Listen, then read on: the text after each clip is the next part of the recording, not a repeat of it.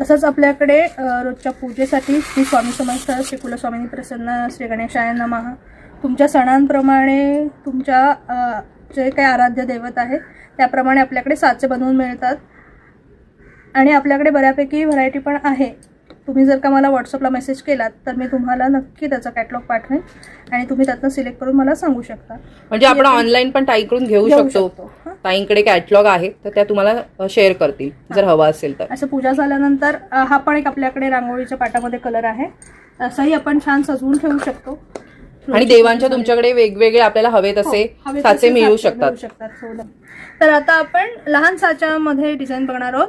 या साच्याची साईज आहे 5 inch by 5 inch. जेव्हा मी साईज सांगतो ती आउटर साईज असते. या जे लाकडाची दिसते ती आतली डिझाईन थोडी लहान असते, जरा लहान असते. हे आहेत साचे जे दाखवते हे शास्त्राचे साचे आहेत. हे 33 जे गोपद्मव्रत आपण करतो तेव्हा आपल्याला हे लागतात. बरोबर, गोपद्मव्रत आपण करतो त्यासाठी हे लागतं. तसंच दिवाळीमध्ये सुद्धा आपण काढू शकतो हे गोपद्मव्रताचे जो साचा आहे तो 33 गोपद्म आहेत. हे आहे लक्ष्मी प्रसन्न, त्यामध्ये लक्ष्मीच्या पावलामध्ये सर्व चिन्ह आहेत.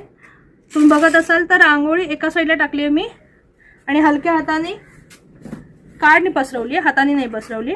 आणि हे ना ताईंनी जे घेतले ते नॉर्मल आपलं व्हिजिटिंग कार्ड आहे, म्हणजे तुम्ही कोणतेही घेऊ शकता. हो हो, फक्त प्लास्टिक आणि पत्रा वापरू नका असं आम्ही सजेस्ट करतो, कारण जाळी नाजूक असते. हे आहे सरस्वती चिन्ह, विद्येची देवता, त्याचं हे चिन्ह आहे. आणि हे आहे सहस्त्रदल कमल, मी जे आता सांगते ते.